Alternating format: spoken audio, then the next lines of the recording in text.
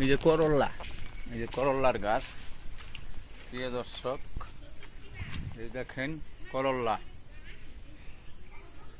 এই যে এখানে চারটা তিনটা গাছ আছে, এই যে ফুল আইসা পড়ছে করল্লার। ইনশাল্লাহ বীজ দেওয়া লাগবো,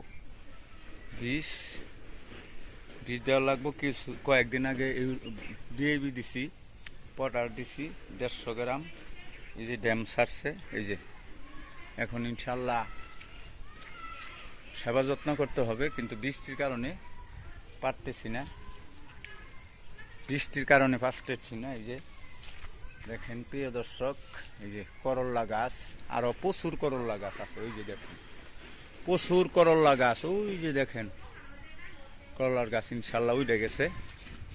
ওই যে করল্লা গাছ উঠে গেছে।